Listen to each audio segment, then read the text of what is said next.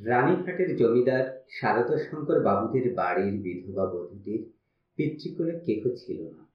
সকলেই একে একে মারা গিয়াছে। পতিকুলেও ঠিক আপনার বলিতে কেহ নাই, পতিও নাই, পুত্র। একটা ভাসুর পোক, শারদাশঙ্করের ছোট ছেলেটি, সেই তাহার চক্ষের মন। সে জন্মিবার পর তাহার মাতার বহুকাল ধরিয়া শক্ত পীড়া হইয়াছিল। সেই জন্যই এই বিধবা কাকী কাদম্বিনী তাহাকে মানুষ করিয়াছে। বিধবার সমস্ত রুদ্ধ প্রীতি এই ছেলেটির প্রতি সিঞ্চন করিয়া একদিন শ্রাবণের রাত্রে কাদম্বিনীর অকস্মাৎ মৃত্যু হইল। হঠাৎ কি কারণে তাহার হৃৎস্পন্দন স্তব্ধ হইয়া গেল। সময় জগতের আর সর্বত্রই চলিতে লাগিল। কেবল সেই স্নেহ কাতর ক্ষুদ্র কোমল বক্ষটির ভিতর সময়ের ঘড়ির কল চিরকালের মতো বন্ধ হইয়া গেল। পাছে পুলিশের উপদ্রব ঘটে, এই জন্য অধিক আড়ম্বর না করিয়া জমিদারের 4 জন ব্রাহ্মণ কর্মচারী অনতি বিলম্বে মৃতদেহ দাহ করিতে লইয়া গেল। রানীঘাটের শ্মশান লোকালয় হইতে বহু দূরে। পুষ্করিণীর ধারে একখানি কুটির এবং তাহার নিকটে একটা প্রকাণ্ড বটগাছ। বৃহৎ মাঠে আর কোথাও কিছু নাই। মৃতদেহ কুটিরের মধ্যে স্থাপন করিয়া চিতার কাঠ আসিবার প্রতীক্ষায় 4 জনে বসিয়া রহিল। সময় এত দীর্ঘ বোধ হইতে লাগিল যে অধীর হইয়া 4 জনের মধ্যে নিতাই এবং গুরুচরণ কাঠ আনিতে এত বিলম্ব হইতেছে কেন দেখিতে গেল। বিধু এবং বনমালী মৃতদেহ রক্ষা করিয়া বসিয়া রহিল। অনেকক্ষণ চুপ করিয়া থাকিয়া একজন কহিল, বাইরে অ্যাক্সিডেন্ট তামাকের জোগাড় থাকিলে বড় সুবিধা হইত, তাড়াতাড়ি কিছুই আনা হয় নাই। অন্যজন কহিল, আমি চট করিয়া এক দৌড়ে সমস্ত সংগ্রহ করিয়া আনিতে পারি। বনমালীর পলায়নের অভিপ্রায় বুঝিয়া বিধু কহিল, মাইরি, আর আমি বুঝি এখানে একলা বসিয়া থাকিব? আবার কথাবার্তা বন্ধ হইয়া গেল। কোথাও কিছু শব্দ নাই, কেবল পুষ্করিণীর হইতে অবিশ্রাম ঝিঝি এবং ভেগের ডাক শোনা যাইতেছে। এমন সময় মনে হইল যেন খাটটা এসব নড়িল, যেন মৃতদেহ পাশ ফিরিয়া শুইল। বিধু এবং বনমালী রাম নাম জপিতে জপিতে কাঁপিতে লাগিল। হঠাৎ ঘরের মধ্যে একটা দীর্ঘ নিঃশ্বাস শোনা গেল। বিধু এবং বনমালী এক মুহূর্তে ঘর হইতে লম্ফ দিয়া বাহির হইয়া গ্রামের অভিমুখে দৌড় দিল। প্রায় ক্রোশ 1.5 পথ গিয়া দেখিল তাহাদের অবশিষ্ট 2 সঙ্গী লণ্ঠন হাতে ফিরিয়া আসিতেছে। তাহারা বাস্তবিকই তামাক খাইতে গিয়াছিল। কাঠের কোনো খবর জানে না, তথাপি সংবাদ দিল, গাছ কাটিয়া কাঠ ফাড়াইতেছে, অনতি বিলম্বে রওনা হইবে। তখন বিধু এবং বনমালী কুটিরের সমস্ত ঘটনা বর্ণনা করিল। নিতাই এবং গুরুচরণ অবিশ্বাস করিয়া উড়াইয়া দিল এবং কর্তব্য ত্যাগ করিয়া আসার জন্য অপর 2 জনের প্রতি অত্যন্ত রাগ করিয়া বিস্তর ভর্ৎসনা করিতে লাগিল। কাল বিলম্ব না করিয়া 4 জনে শ্মশানে সেই কুটিরে গিয়া উপস্থিত হইল।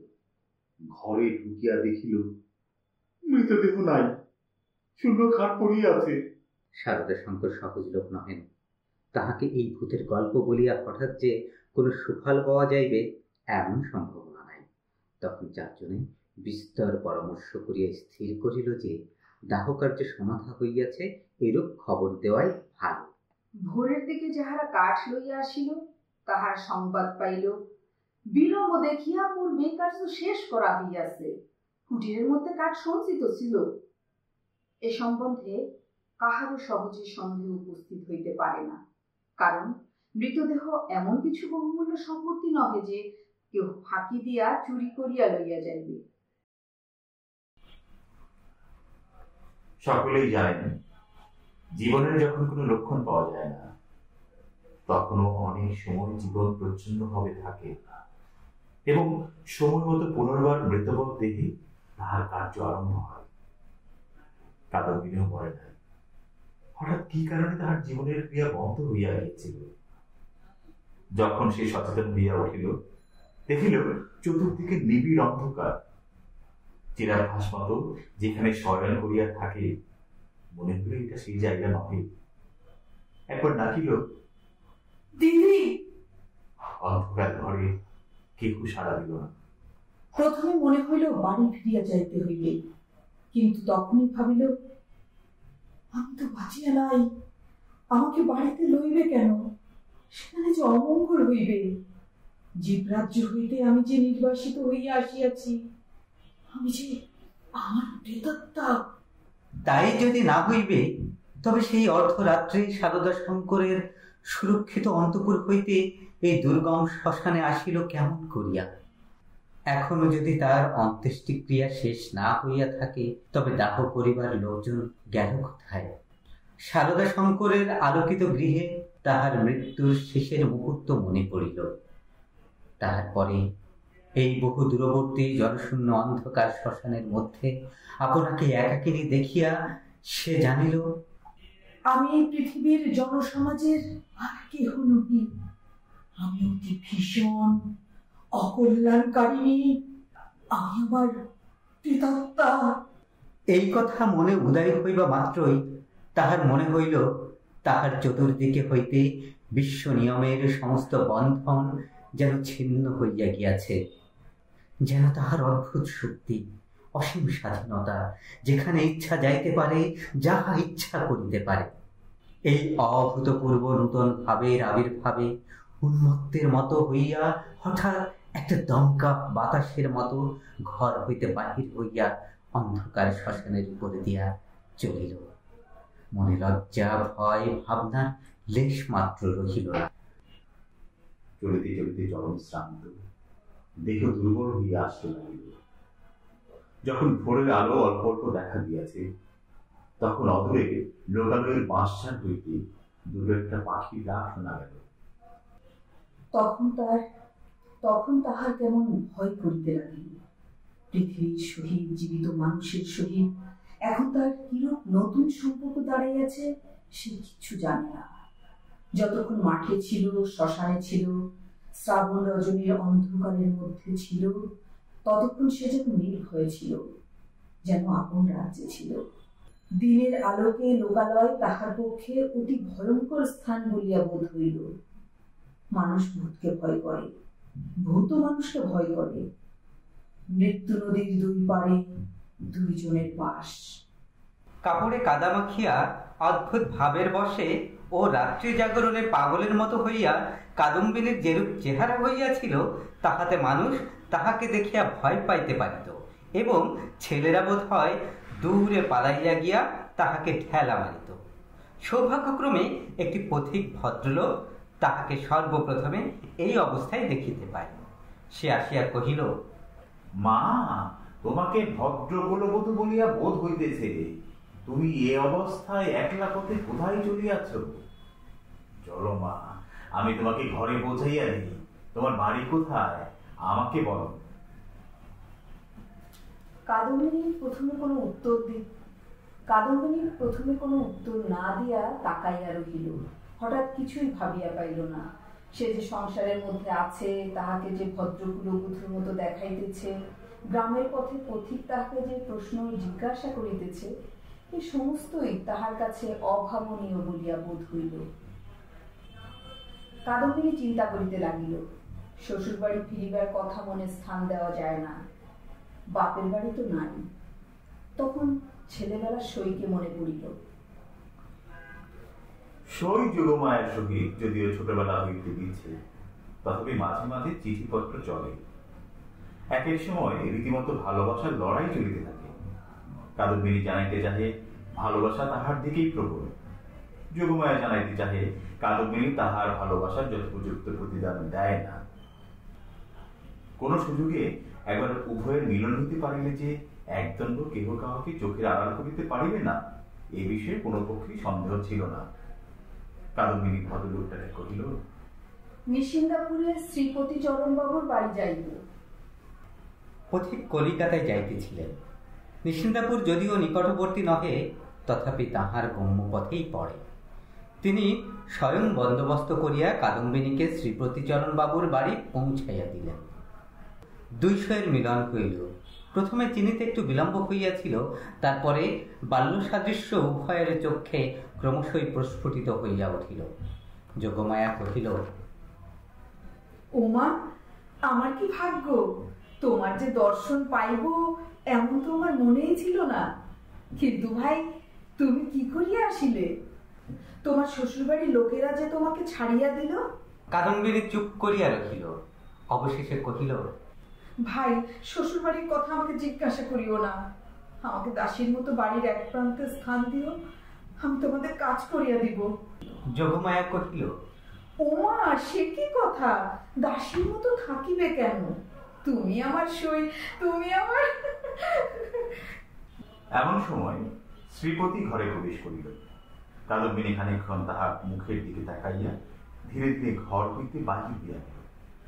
মাথায় কাপড় দেওয়া বা কোনরূপ সংকোচ বা সম্ভ্রমের লক্ষণ দেখা গেল না।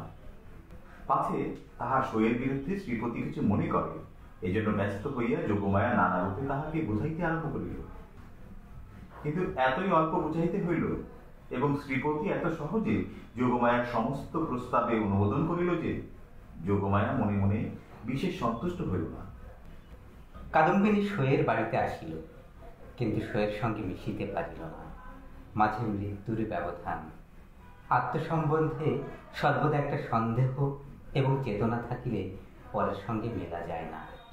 কাদম্বিনী যোগমায়ার মুখের দিকে চায় এবং কি যেন ভাবে, মনে করে স্বামী এবং ঘরকন্যা লইয়া ও যেন বহু দূরে আর এক জগতে আছে। স্নেহ, মমতা এবং সমস্ত কর্তব্য লইয়া ও যেন পৃথিবীর লোক, আর আমি যেন শূন্য ছায়া। ও যেন অস্তিত্বের দেশে, আর আমি যেন অনন্তের মধ্যে। যোগমায়েরও কেমন কেমন লাগে, কিছুই বুঝিতে পারিল না। স্ত্রীলোক রহস্য সহ্য করিতে পারে না, কারণ অনিশ্চিতকে লইয়া কবিত্ব করা যায়, বীরত্ব করা যায়, পাণ্ডিত্য করা যায়, কিন্তু ঘর কন্যা করা যায় না। এই জন্য স্ত্রীলোক যেটা বুঝাইতে পারে না, হয় সেটার অস্তিত্ব বিলোপ করিয়া তাহার সহিত কোনো সম্পর্ক রাখে না, নয় তাহাকে সহস্তে নূতন মূর্তি দিয়া নিজের ব্যবহারযোগ্য একটা সামগ্রী করিয়া তোলে। যদি দুইয়ের কোনোটাই না পারে, তবে তাহার উপর ভারী রাগ করিতে থাকে। কাদম্বিনী যতই দুর্বল হইয়া উঠিল, যোগমায়া তাহার উপর ততই রাগ করিতে লাগিল। ভাবিল, একই উপদ্রব স্কন্ধের উপর চাপিল। আবার আর এক বিপদ, কাদম্বিনীর আপনাকে আপনি ভয় করে। সে নিজের কাজ হইতে নিজে কিছুতেই পালাইতে পারে না। যাহাদের ভূতের ভয় আছে, তাহারা আপনার পশ্চাৎ দিককেও ভয় করে। যেখানে দৃষ্টি রাখিতে পারে না, সেখানেই ভয়। কিন্তু কাদম্বিনীর আপনার মধ্যেই সর্বাপেক্ষা বেশি ভয়, বাহিরে তার ভয় নাই। এই জন্য বিজন দ্বীপ্রহরে সে একা ঘরে এক একদিন চিৎকার করিয়া উঠিল, এবং সন্ধ্যাবেলায় দীপালোকে আপনার ছায়া দেখিলে তাহার গা ছমছম করিয়া এবং সন্ধ্যাবেলায় দীপালোকে আপনার ছায়া দেখিলে তাহার গা ছমছম করিতে থাকিত এবং সন্ধ্যাবেলায় দীপালোকে আপনার ছায়া দেখিলে তাহার গা ছমছম করিতে থাকিত। তাহার এই ভয় দেখিয়া বাড়ি সিদ্ধ লোকের মনে কেমন একটা ভয় জন্মিয়া গেল। চাকর দাসীরা এবং যোগমায়া যখন তখন যেখানে সেখানে ভূত দেখিতে আরম্ভ করিল। একদিন এমন হইল, কাদম্বিনী অর্ধরাত্রে আপন শয়নগৃহ হইতে কাঁদিয়া বাহির হইয়া একেবারে যোগমায়ার গৃহদ্বারে আসিয়া কহিল, দিদি, দিদি, তোমার দুটি পায়ে পড়িব, আমায় একলা ফেলিয়া রাখিও না। যোগমায়ের যেমন ভয়ও পাইল, তেমন রাগও হইল। ইচ্ছা করিল তদ্দণ্ডে কাদম্বিনীকে দূর করিয়া দেয়। দয়াপরবশ শ্রীপতি অনেক চেষ্টায় তাহাকে ঠান্ডা করিয়া পার্শ্ববর্তী গৃহে স্থান দিল। পরদিন অসময়ে অন্তঃপুরের শ্রীপতির তলব হইল। যোগমায়া তাহাকে অকস্মাৎ ভর্ৎসনা করিতে আরম্ভ করিল। হ্যাঁ গা, তুমি কেমন ভালো? একজন মেয়ে মানুষ আপন শ্বশুর ঘর ছাড়িয়া তোমার ঘরে আসিয়া অধিষ্ঠান হইল, মাসখানেক হইয়া গেল, তবু যাইবার নাম করে না। আর তোমার মুখে যে একটা আপত্তি মাত্র শুনি না। তোমার মনের ভাবটা কি বুঝাইয়া বলো দেখি। আর তোমরা পুরুষ মানুষ, এমনই জাতি বটে।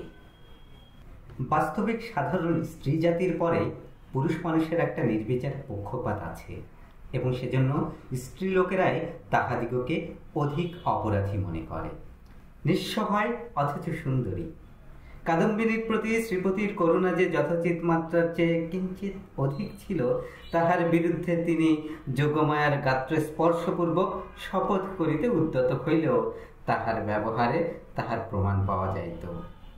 তিনি মনে করিতেন, নিশ্চয়ই শ্বশুরবাড়ির লোকেরা এই পুত্রহীনা বিধবার প্রতি অন্যায় অত্যাচার করিত, তাই নিতান্ত সহ্য করিতে না পারিয়া পলাইয়া কাদম্বিনী আমার আশ্রয় লইয়াছে।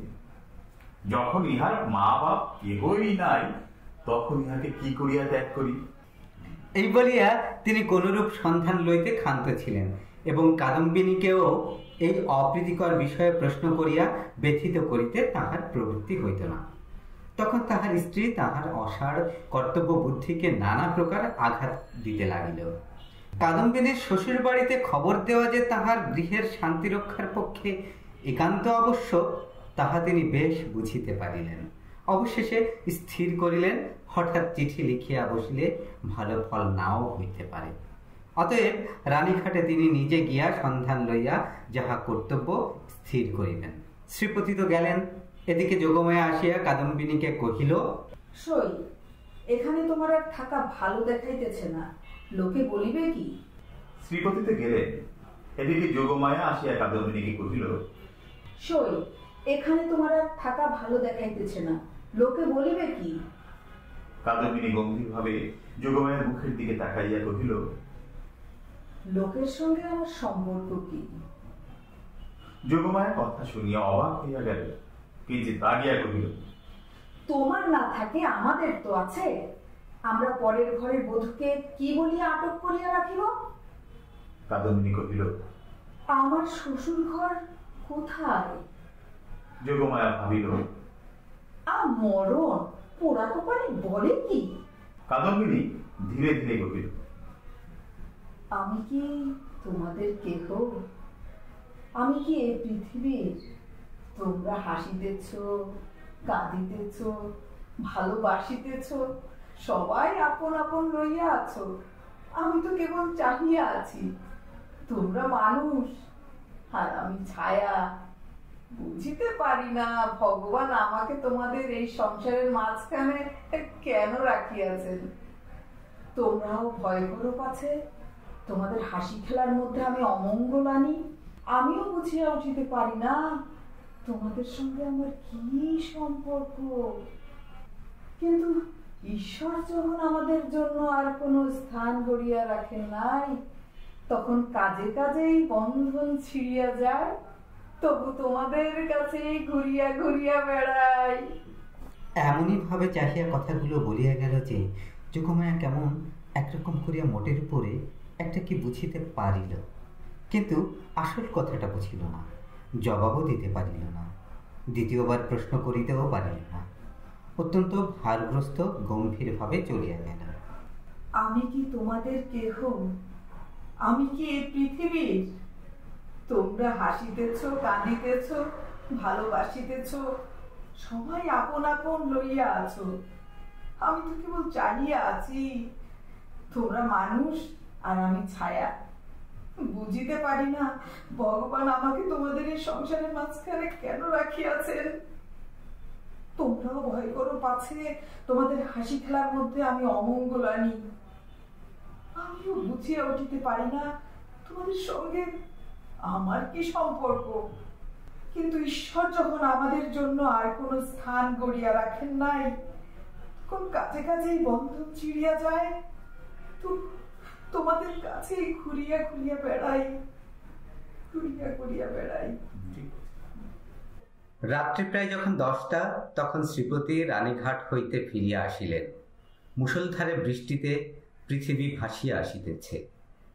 ক্রমাগতই তাহার ঝরঝর শব্দে মনে হইতেছে বৃষ্টির শেষ নাই, আজ রাত্রিরও শেষ নাই।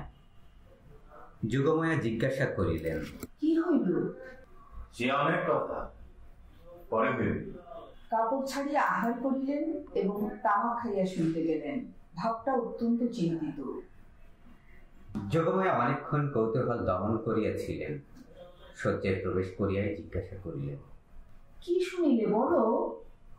শ্রীপতি কহিলেন, নিশ্চয়ই তুমি একটা ভুল করিয়াছ।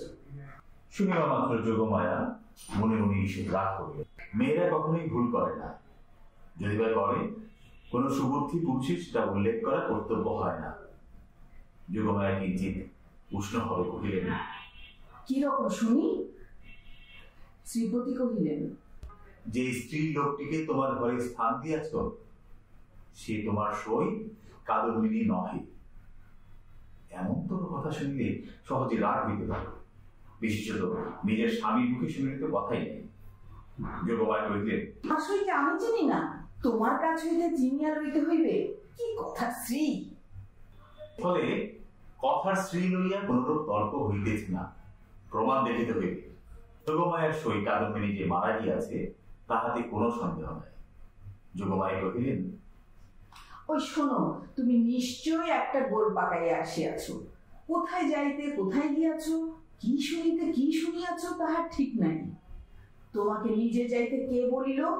একখানা চিঠি লিখিয়া দিলেই তো সমস্ত পরিষ্কার হইত। নিজের কর্মপটুতার প্রতি স্ত্রীর এইরূপ বিশ্বাসের অভাবে শ্রীপতি অত্যন্ত ক্ষুণ্ণ হইয়া বিস্তারিতভাবে সমস্ত প্রমাণ প্রয়োগ করিতে লাগিলেন, কিন্তু কোনো ফল হইল না। উভয় পক্ষে হাঁ না করিতে করিতে রাত্রি দ্বীপ্রহর হইয়া গেল। যদিও কাদম্বিনীকে এই দণ্ডে এই গৃহ হইতে বহিষ্কার করিয়া দেওয়া সম্বন্ধে স্বামী স্ত্রী কাহারও মতভেদ ছিল না, কারণ শ্রীপতির বিশ্বাস তাহার অতিথি ছদ্ম পরিচয়ে তাহার স্ত্রীকে এতদিন প্রতারণা করিয়াছে এবং যোগমায়ার বিশ্বাস সে কুলত্যাগিনী। তথাপি উপস্থিত তর্কটা সম্বন্ধে উভয়ের কেহই হার মানিতে চাহেন না। উভয়ের কণ্ঠস্বর ক্রমেই উচ্চ হইয়া উঠিতে লাগিল। ভুলিয়া গেলেন পাশের ঘরেই কাদম্বিনী শুইয়া আছে। একজন বলেন, ভালো বিপদেই পড়ে গেল, আমি নিজের কানে শুনিয়া আসিলাম। আর একজন দৃঢ় স্বরে বলেন, সে কথা বলিলে মানিব কেন? আমি নিজের চোখে দেখিতেছি। অবশেষে যোগমায়া জিজ্ঞাসা করিলেন, আচ্ছা, কাদম্বিনী কবে মরিল বলো দেখি। ভাবিলেন কাদম্বিনীর কোনো একটা চিঠির তারিখের সহিত অনৈক্য বাহির করিয়া শ্রীপতির ভ্রম সপ্রমাণ করিয়া দিবেন। শ্রীপতি যে তারিখের কথা বলিলেন উভয়ে হিসাব করিয়া দেখিলেন যেদিন সন্ধ্যাবেলায় কাদম্বিনী তাহাদের বাড়িতে আসে সে তারিখ ঠিক তাহার পূর্বের দিনেই পড়ে। শুনিবা মাত্র যোগমায়ের বুকটা হঠাৎ কাঁপিয়া উঠিল। শ্রীপতিরও কেমন একরকম বোধ হইতে লাগিল। এমন সময় তাহাদের ঘরের দ্বার খুলিয়া গেল। একটা বাদলার বাতাসে আসিয়া প্রদীপটা ফস করিয়া নিভিয়া গেল। বাহিরের অন্ধকার প্রবেশ করিয়া এক মুহূর্তে সমস্ত ঘরটা আগাগোড়া ভরিয়া গেল।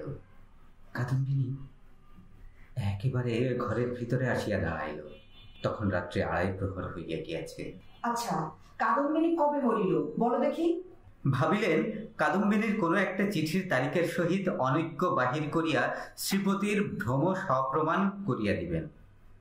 শ্রীপতি যে তারিখের কথা বলিলেন উভয়ে হিসাব করিয়া দেখিলেন যেদিন সন্ধ্যাবেলায় কাদম্বিনী তাহাদের বাড়িতে আসে সে তারিখ ঠিক তাহার পূর্বের দিনেই পড়ে।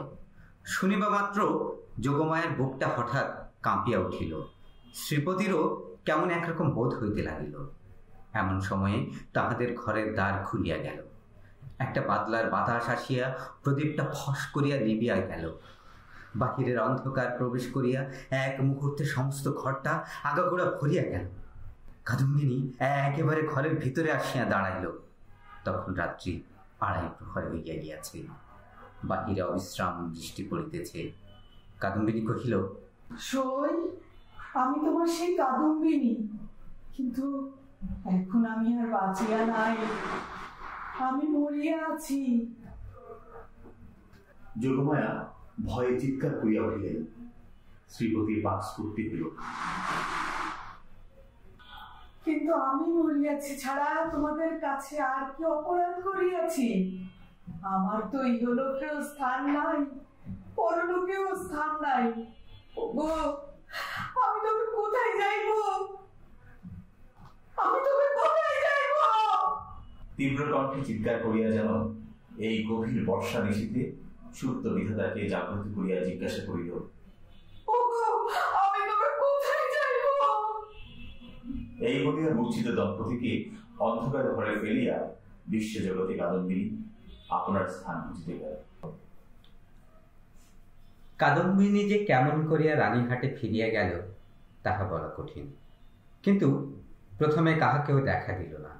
সমস্ত দিন অনাহারে একটা ভাঙা পোড়ো মন্দিরে যাপন করিল। বর্ষার অকাল সন্ধ্যা যখন অত্যন্ত ঘন হইয়া আসিল এবং আসন্ন দুর্যোগের আশঙ্কায় গ্রামের লোকেরা ব্যস্ত হইয়া আপন আপন গৃহ আশ্রয় করিল, তখন কাদম্বিনী পথে বাহির হইল। শ্বশুর বাড়ির দ্বারে গিয়া একবার তাহার কম্পন উপস্থিত হইয়াছিল, কিন্তু মস্ত ঘুমটা টানিয়া যখন ভিতরে প্রবেশ করিল, দাসী ভ্রমে দাঁড়িরা কোনরূপ বাধা দিল না। এমন সময় বৃষ্টি খুব চাপিয়া আসিল, বাতাসও বেগে বহিতে লাগিল। তখন বাড়ির গৃহিণী শারদা শঙ্করের স্ত্রী তাহার বিধবা ননদের সহিত তাস খেলিতেছিলেন। ঝি ছিল রান্নাঘরে এবং পীড়িত খোকা জ্বরের উপশমে শয়ন গৃহে বিছানায় ঘুমাইতেছিল। কাদম্বিনী সকলের চক্ষু এড়াইয়া সেই ঘরে গিয়া প্রবেশ করিল।